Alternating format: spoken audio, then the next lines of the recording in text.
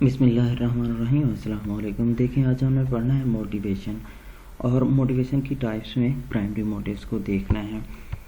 सबसे पहले हम देखते हैं मोटिवेशन वर्ड कहाँ से आया है। मोटिवेशन वर्ड जो है लैटिन वर्ड से मूवर से निकला है, जिसका मतलब है move, to move on, to do something which stimulates. ठीक है ना, कोई ऐसा काम करना जो हमें स्टिमुलेट करता है किसी ख़ास एक्टिविटी के लिए। वो हमारी एक्टिविटीज़ क्या हो सकती हैं, पर्सनल एक्टिविटीज़ हो सकती हैं या हमारी सोशल एक्टिविटीज़ हो सकती हैं, कुछ भी हो सकता है। मोटिवेशंस के हमारे पास डिफरेंट टाइप्स हैं। अब मोटिवेशंस जो है एक ऐसा इन्फ्लुएंस है जो क्या करता है, कोई ना कोई काम को इनिशिएट करवाता है, उसको डायरेक्ट करवाता है और उसको इंटेंसिफाई करवा देता है। ठीक है ना, और वो बिहेवियर जो है परसिस्ट करवाता है for longer period of time. इसकी मैं आपको ऐसे बात करता हूँ, ऐसे मिसाल देता हूँ, जैसे आप हैं, आप न्यूट्रिशन में आए हैं, तो ये क्या है, आपने इनिशिएट किया, फिर आप इसी के ऊपर कायम रहे, आपने डायरेक्शन सेट कर ली कि मैंने क्या करना है, क्लिनिकल न्यूट्रिशनिस्ट बनना है। उसके बाद ये डिज़ायर आप जैसे आपकी एज बढ़ती गई तो ये डिज़ायर बढ़ती गई कि मैंने एक डॉक्टर के तौर पर बैठना है और अपना क्लिनिक सेट करना है।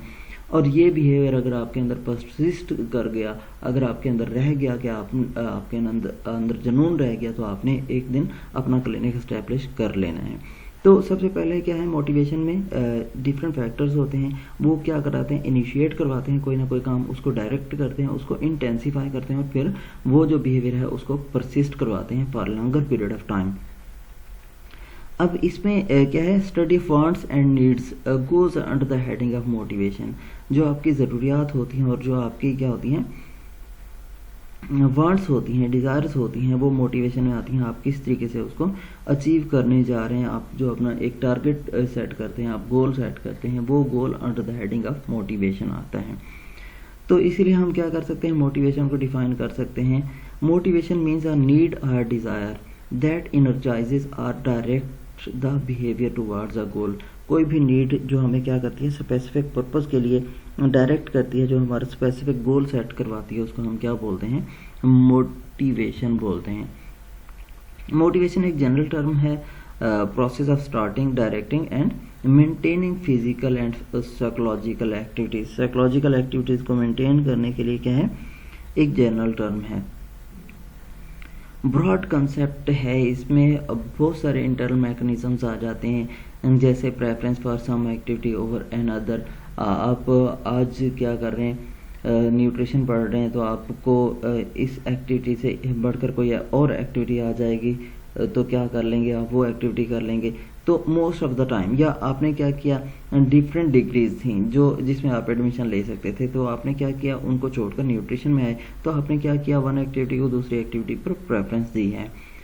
विगर ऑफ रिस्पॉन्सेज, उसमें आ जाता है कि आपके जो रिस्पॉन्सेज हैं वो कितने फैले हुए हैं और क्या क्या रिस्पॉन्सेज आ सकते हैं। आपने जो मोटिवेशन है उसके जो रिस्पॉन्सेज हैं, जो आपका गोल है उसके क्या रिस्पॉन्सेज हैं। परसिस्टेंस ऑफ ऑर्गेनाइज पैटर्न, कि आपने स्टिक कितना रहना है किसी भी एक्शन पे, रेलिवेंट गोल के ऊपर परसिस्ट कितना करना है, आपने कितना अरसे तक अपना गोल अचीव करने के लिए मुसलसल जिद्दोजहद करनी है। ये हमारे पास मोटिवेशंस में आ जाती हैं चीज़ें। अब प्राइमरी मोटिव्स क्या हैं, प्राइमरी मोटिव्स वो मोटिव्स होते हैं जो किसी भी ऑर्गेनिजम्स के सर्वाइवल के लिए बहुत ज़रूरी होते हैं।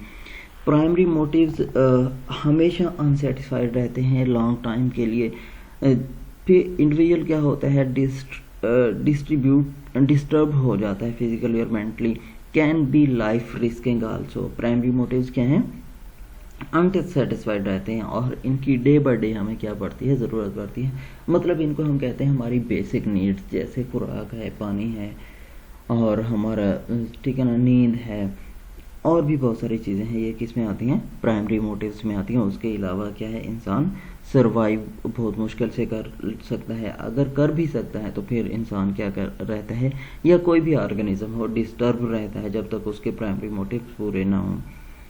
These motives are shared by animal also, ठीक है ना, and this is why they are named survival motives and biological motive as well. Primary motives को survival motives भी कहा जाता है।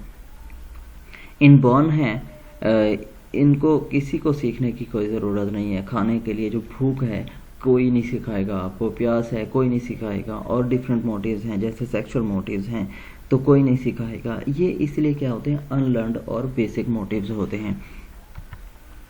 टाइप्स ऑफ मोटिव्स अगर हम देखें तो हमारे पास प्राइमरी मोटिव्स हैं, सेकेंडरी मोटिव्स हैं। टाइप्स ऑफ प्राइमरी मोटिव्स में हंगर है, थर्स्ट है, टेम्परेचर रेगुलेशन है, स्लीप मोटिव्स है, पेन रिडक्शन है, सेक्सुअल मोटिव्स है, मैटरनल मोटिव है, ऑक्सीजन मोटिव है, फैटीग रिडक्शन है, बाउल एंड ब्लैडर मोटिव है।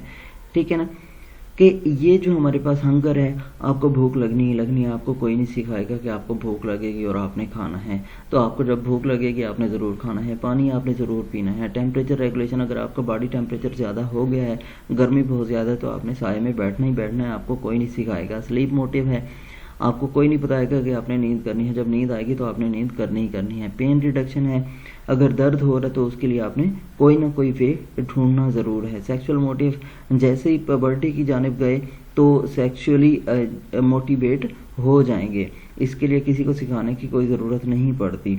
मैटरनल मोटिव है कि जो उनकी डिज़ायर्स हैं पेरेंटल स्टेटस की, तो वो ज़रूर उनके अंदर आनी है। ऑक्सीजन मोटिव्स है, ऑक्सीजन ज़रूर क्या करनी है, उसने लेनी है, सांस ज़रूर लेना है। अगर थका हुआ है तो उसने क्या करना है, उस थकावट को दूर करने का कोई ना कोई ज़रिया ज़रूर तलाश करना है। बाउल एंड ब्लैडर मोटिव्स है, ठीक है ना, अगर आपने वेस्ट एक्सक्रीशन के लिए आपको कोई नहीं बताएगा कि आपने वेस्ट क्या करना है, एक्सक्रीट करना है, तो वो आपने करना ही करना है। इसको इसलिए प्राइमरी मोटिव कहा जाता है और इनको इनबॉर्न मोटिव भी कहा जाता है। सेकेंडरी मोटिव्स, इसमें हमारे पास जनरल मोटिव्स हैं, साइकोलॉजिकल मोटिव्स हैं और सोशल मोटिव्स हैं। सोशल अप्रूवल और सोशल कंपैरिजन इसमें आ जाता है। जो साइकोलॉजिकल मोटिव्स हैं, एफिलिएशन है, सेल्फ एस्टीम है, सेल्फ एक्चुअलाइजेशन है। जनरल मोटिव्स में एग्रेशन है, अचीवमेंट है, पावर मोटिव है, क्यूरियोसिटी मोटिव है, एक्सप्लोरेशन एंड मैनिपुलेशन, ये क्या आ जाते हैं, जनरल मोटिव्स के अंदर आ जाते हैं। हमने पढ़ने हैं प्राइमरी मोटिव्स और जनरल मोटिव्स। अब पहला मोटिव था hunger. People get hungry when they do not eat. लोग क्या करते हैं, भूख महसूस करते हैं जब वो नहीं खाते हैं। इसी तरीके से जिस तरीके से कार को क्या होती है, गैस की ज़रूरत होती है, उसको फ्यूल की ज़रूरत होती है, तो इंसानों को भी अपनी बॉडी एक्टिविटीज़ के लिए क्या आते हैं, फ्यूल की ज़रूरत होती है, एनर्जी की ज़रूरत होती है बॉडी एक्टिविटीज़ को फ्यूल करने के लिए।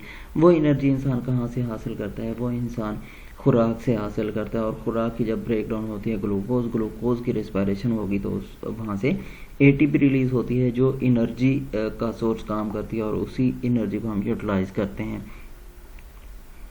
अब लोग क्या करते हैं, जानना चाहते हैं कि जो कार गैस गेज है, अगर क्या हो जाए, फ्यूल कम हो जाए तो पता चल जाता है कि फ्यूल कम हो गया है। तो इसी तरीके से हमारी बॉडी के अंदर ऐसी क्या चीज़ है जो हमें बताती है कि अब भूख लग रही है।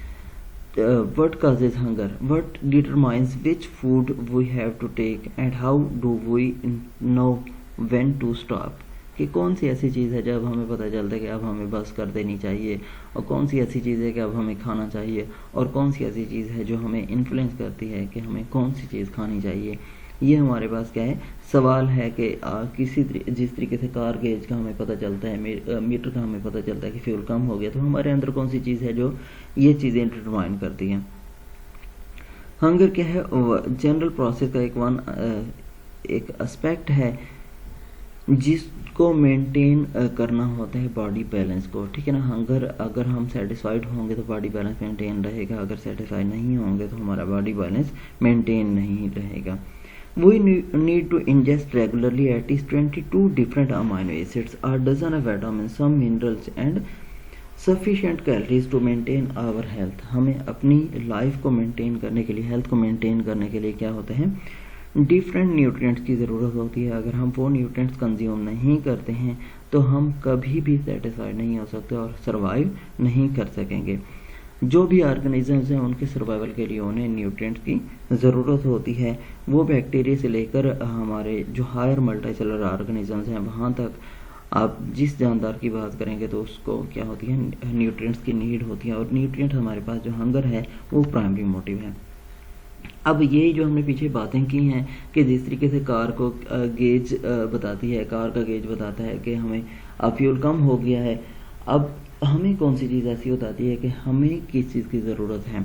उसके लिए डिफरेंट साइंटिस्ट ने डिफरेंट एक्सपेरिमेंट किया और डिफरेंट इराज के अंदर डिफरेंट कंसेप्ट आते गए। वो हम देखेंगे कि भूख जो लगती है वो क्यों लगती है, उसकी वजूहात क्या है। सबसे पहले कैनन ने एक्सपेरिमेंट किया। इसका ख्याल ये था कि जो लोकलाइज सेंसेशन है हंगर की गैस्ट्रिक एक्टिविटीज़ की वजह से होती हैं, ठीक है ना। जो हमारे स्टोमिक वाल्व की कंट्रैक्शन और रिलैक्सेशन है, ये क्या करती है, हमें भूख फील कराती है। जब फूड नहीं होती तो कंट्रैक्शन और रिलैक्सेशन स्टोमिक वाल्व की बढ़ जाती है। इसीलिए क्या करता है इंसान, फूड को यूटिलाइज करता है। जब स्टोमिक फिल हो जाता है तो उसकी कंट्रैक्शन और रिलैक्सेशन कम हो जाती है। इसके लिए उसने क्या किया, एक हाइपोथेसिस को टेस्ट किया। जो एम्प्टी स्टोमिक है उसकी जो क्रैम्पिंग जो है वो क्या करती है, ईटिंग को स्टिमुलेट करती है। इसीलिए उसके एक स्टूडेंट ने वॉशबर्न क्या किया, एक बैलून इंजेस्ट कर लिया। बैलून इंजेस्ट करने के बाद उसने क्या किया, उसको हवा दी। जैसे स्टोमिक क्या हुआ, कॉन्ट्रैक्ट और रिलैक्स होने लगा। बैलून के साथ रिकॉर्डर था, तो पता चला कि वो जैसे भूख महसूस होती थी तो वो एक की डिप्रेस करता था, जैसे भूख महसूस होती थी तो। लेकिन बाद में इस रिसर्च को डिस्प्रूव किया गया, इस कंडीशंस को डिस्प्रूव किया गया, क्योंकि बाद की रिसर्चेस में ऐसा किया गया कि रेट जो थे उनका स्टोमिक रिमूव किया गया। जब उनका स्टोमिक रिमूव किया गया लेकिन तब भी उनको क्या करती थी, भूख लगती थी। जो क्या था, जो स्टोमिक वाल कंट्रैक्शन और रिलैक्सेशन है उसको भूख के साथ एसोसिएट नहीं किया गया, क्योंकि जब स्टोमिक ही नहीं है उसके बावजूद भी भूख लग रही है तो कौन सी ऐसी चीज़ है जो भूख लगने पे मजबूर कर रही है।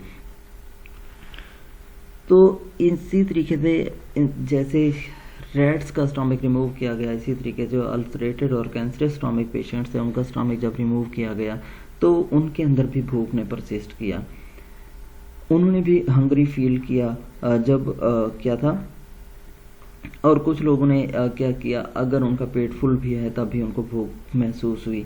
जो कंट्रैक्शन है वो क्यों नहीं है हंगर के लिए, कि वो नहीं बता सकता कि हंगर क्या है, एम्प्टी स्टोमिक की वजह से होती है। इस एक्सपेरिमेंट को, जो कैनन का एक्सपेरिमेंट था वो और ट्रू ना हुआ, रिजेक्ट किया गया। नेक्स्ट बात है सेट वेट लेवल के। जिस तरीके से टैंकी के अंदर या किसी भी जगह पे एक सेट वेट लेवल होता है, इस लेवल से चीज़ ना ज़्यादा जाएगी और ना ही कम आएगी।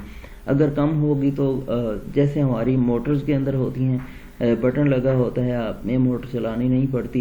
अपर लेवल और लोअर लेवल है, अगर लोअर लेवल से कम आएगी तो मोटर खुद चल पड़ेगी, अगर अपर लेवल से ज़्यादा होगा तो मोटर खुद ब खुद क्या हो जाएगी, बंद हो जाएगी। इसी तरीके से सेट वेट लेवल की, तो बॉडी का एक सेट वेट लेवल है होम्योस्टैटिक सिस्टम का, जो क्या करता है, फूड इंटेक को रेगुलेट करता है। जब उस सेट वेट लेवल से कम होगा तो हमें भूख महसूस होगी, अगर उस सेट वेट लेवल से क्या है, स्टमक के अंदर फूड ज़्यादा होगी तो क्या हो जाएगी, हम खाना छोड़ देंगे।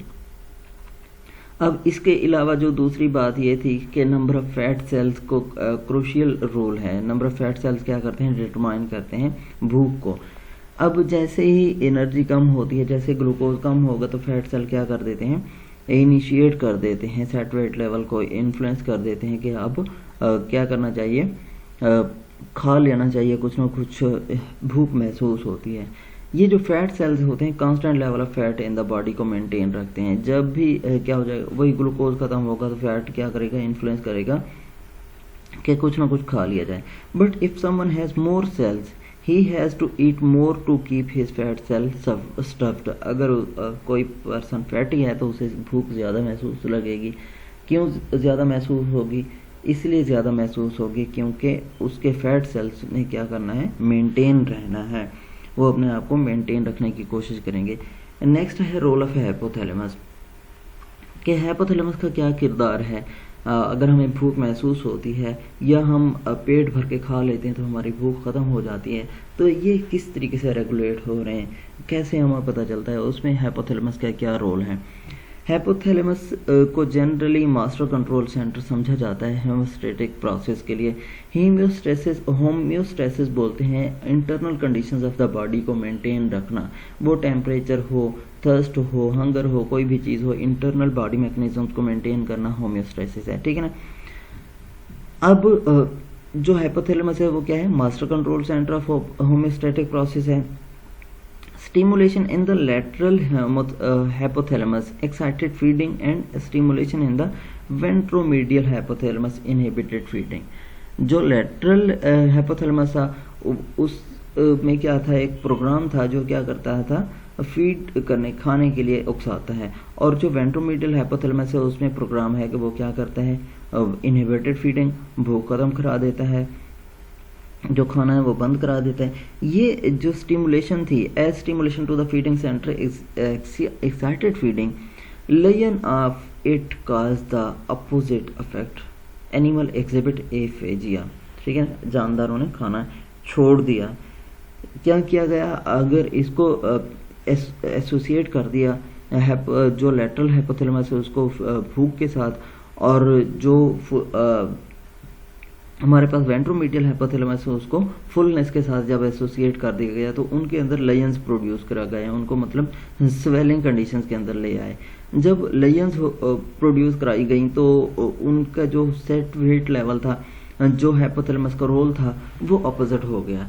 जब खाने की जगह पे उन्होंने लेयंस प्रोड्यूस की, मतलब लेटरल हाइपोथैलेमस पे, तो भूख खत्म हो गई, जानदारों ने खाना छोड़ दिया। जब वेंट्रोमीडियल हाइपोथैलेमस के ऊपर उन्होंने लेयंस काज कराई तो जानदार ने ज्यादा खाना शुरू कर दिए। तो ये कंडीशन क्या हो गई, अपोजिट कंडीशन हो गई। अब स्टाइटी सेंटर क्या है, डिस्ट्रॉय किया तो एनिमल ने ज्यादा खाना शुरू कर दिया। इससे पता चला कि जो इलेक्ट्रिकल स्टिमुलेशन ऑफ ये तो हमें पता चल गया लेयन से, लेकिन जो इलेक्ट्रिकल स्टिमुलेशन हाइपोथैलेमस की कराई तो अपोजिट इफेक्ट आया कि जैसे ही लेयन, ठीक है ना, दैट काज बाय लेयंस। इलेक्ट्रिकल और लेयंस, इलेक्ट्रिकल से ये पता चला कि जो वेंट्रोमीडियल हाइपोथैलेमस है वो क्या करता है, जो फीलिंग ऑफ स्टाइटी है उसको ओवरकम करता है, जबकि लेटरल हाइपोथैलेमस वो क्या करता है, फीलिंग ऑफ एपेटाइट काज करता है। जब लेयन प्रोड्यूस कराई गई उन्होंने अपोजिट इफेक्ट शो कराया, जब इलेक्ट्रिकल स्टिमुलेशन दी गई तो उन्होंने क्या किया, सेम इफेक्ट। जो लेटरल था उससे पता चला कि भूख लगती है लेटरल हाइपोथैलेमस से, और जो वेंट्रोमीडियल हाइपोथैलेमस है वो क्या है, स्टाइटी सेंटर को खत्म, मतलब भूख को खत्म कराता है। अब ये दो अपोजिट चीजें थी। These two brain center control the start and stop of eating behaviour. Grossman and Stellar named it dual hypothalamus theory of hunger, कि जब लेयन प्रोड्यूस कराते हैं तो दोनों, जो लेटरल है हाइपोथैलेमस है वो खत्म होगा तो भूख ज़्यादा लगना शुरू हो जाएगी, और वेंट्रोमीडियल हाइपोथैलेमस है उससे क्या हो जाएगी, भूख कम हो जाएगी। लेकिन जब इलेक्ट्रिकल स्टिमुलेशन देते हैं तो लेटरल हाइपोथैलेमस क्या करता है, भूख इनिशिएट करवा देता है, और वेंट्रोमीडियल क्या करता है, भूख खत्म करा देता है। इसीलिए ग्रासमैन और स्टेलर ने इस थ्योरी को डुअल थ्योरी ऑफ हंगर करार दिया। नेक्स्ट हमारे पास आ जाता है ग्लूकोस्टैटिक थ्योरी ऑफ हंगर, कि ग्लूकोज की रिक्वायरमेंट की बेस पे अगर हम देखें ब्लड ग्लूकोज लेवल पे भूख हमें क्यों महसूस होती है। उसमें यह है कि जो पैंक्रियाज है वो क्या करता है, लीवर को स्टिमुलेट करता है कि वह हार्मोन रिलीज करे। ग्लूकोज जैसे ही बॉडी के अंदर कम होगा तो पैंक्रियाज क्या करेगा, स्टिमुलेट करेगा कि वह हार्मोन ग्लूकोगॉन रिलीज करे, और वो ग्लूकोगॉन क्या करेगा, ग्लूकोज लेवल को इंक्रीज कर देगा। जब ग्लूकोज कम होगा तो बॉडी क्या करती है, ग्लाइकोजन से ग्लूकोज हासिल कर ली होती है। अब ये ग्लूकोज जैसे ही कम होगा तो बॉडी की नीड होगी कि वो क्या करे, फूड इनटेक करे कहीं ना कहीं से, ताकि जो ग्लूकोज लेवल है उसको पूरा किया जा सके। इसीलिए जैसे ही ग्लूकोज कम होगा तब भी हमें क्या, भूख महसूस होगी। लेकिन एक्चुअल केस क्या है, डिफरेंट है। उसके बाद है क्यूज। क्यूज क्या है, कोई भी इशारे जो हमें भूख पे उकसाते हैं। Cue for hunger in body utilization of blood sugar are more important while observing the diabetic patient it is more importance, ठीक है ना, its importance can be well understand। कैसे, without insulin injection, जब इंसुलिन इंजेक्ट नहीं की होती diabetic muscles are cells are unable to absorb sugar from the blood। Insulin नहीं होगी तो जो सेल्स होंगे वो ब्लड से शुगर एब्जॉर्ब नहीं कर पाएंगे। जब क्या होगा, level of blood sugar often rises very high, but these cells are actually starving because they cannot utilize the sugar। Blood से क्या है, वो शुगर यूटिलाइज नहीं कर सकते, वो भूखे होते हैं। अब जब उनके अंदर शुगर नहीं आएगी तो वो क्या कर पाएंगे, रेस्पिरेशन नहीं कर पाएंगे, ब्रेक डाउन नहीं कर पाएंगे। अब इससे होता क्या है, बहुत सारी स्टडी से पता चला है ग्लूकोज यूटिलाइजेशन क्या हो जाती है, डिक्लाइन हो जाती है। Animal begin eating and humans feel hunger. जब क्या होगा, ब्लड के अंदर तो ग्लूकोज ज़्यादा है, लेकिन जो ग्लूकोज लेवल है सेल्स के अंदर नहीं जा रहा। जब सेल्स के अंदर नहीं जा रहा तो क्या होगी, ह्यूमन क्या करेगा, ज़्यादा से ज़्यादा खाना शुरू कर देगा, अपनी भूख फील करेगा। When large doses of glucose are injected into the blood of a food deprived of animal it refuses to eat. मतलब जैसे ग्लूकोज ब्लड के अंदर आता है तो पर्सन एक खाने से इनकार कर देता है। नेक्स्ट हमारे पास है learned cues. We often eat because of learned cues. Learn जो हम सीखा होते हैं। The time of day, the sight और smell of something tasty, engaging in some activity we associate with eating. जैसे हम वो वक्त होता है खाने का, तो हमें जैसे रमज़ान शरीफ के अंदर आपको पता है इफ्तारी का टाइम होता है, सहरी का टाइम होता है। आप रोज़े रखते हैं, पूरा महीना रोज़े रखते हैं, आप ईद के बाद भी सहरी के टाइम आपकी आँख खुल जाती है, क्योंकि आपको क्या होते हैं, एक टाइम सेट होता है। या आपको कोई एक ख़ास फ्लेवर है, आप कहीं से गुजर रहे हैं, फ्लेवर आया तो आपको भूख महसूस होना शुरू हो जाएगी। ये क्या है, activity associate with eating to relieve negative emotion with eating, all are learned cues for eating. ठीक है ना, ये सारी की सारी चीज़ें हमारी क्या हैं, लर्नड क्यूज हैं। फ्लेवर वगैरह है, स्मेल है, टेस्ट है, कोई भी चीज़ है। Flavour cue, taste and order cues continue flavour. In general, experiment confirmed that flavor is particularly important in initiating eating. आप कहीं से किसी अच्छे रेस्टोरेंट के पास जाते हैं तो वहाँ पे एक या ढाबे पे जाते हैं, उन्होंने एक ऐसा एरोमा क्रिएट किया होता है जो डिफरेंट रेसिपीज़ बन रही होती हैं, उससे तो आपको भूख लग जाती है। तो ये जो एरोमा प्लस टेस्ट है उसको हम फ्लेवर बोलते हैं। ठीक है ना। ऑर्डर प्लस टेस्ट में क्या है, हमारे पास एरोमा प्लस टेस्ट क्या है, फ्लेवर है। तो फ्लेवर जो होता है हमें क्या करता है, बहुत ज़्यादा भूख महसूस करवाता है। Metabolic rate of body. अब जिन लोगों का मेटाबॉलिक रेट ज़्यादा होता है, एक्टिविटी लेवल पे बेस होता है, या वैसे ही मेटाबॉलिज्म फास्ट होता है, जो उसके अंदर सेल्स होते हैं उनको ज़्यादा न्यूट्रिएंट्स की ज़रूरत होती है, उनके अंदर रिस्पायरेशन ज़्यादा हो रही होगी, ग्लूकोज यूटिलाइजेशन ज़्यादा हो रही होती है, फैट और अमाइनो एसिड सेल्स की ज़्यादा ज़रूरत होती है। तो ये क्या करते हैं, ज़्यादा मेटाबॉलिक रेट क्या करेगा, भूख को इनिशिएट करवाएगा। ठीक है ना, हंगर की जानिब लेके जाएगा। वैरायटी, इसके अलावा जो फूड है अगर उसके अंदर वैरायटी होगी तो भी क्या करती है, हम ज़्यादा खाते हैं।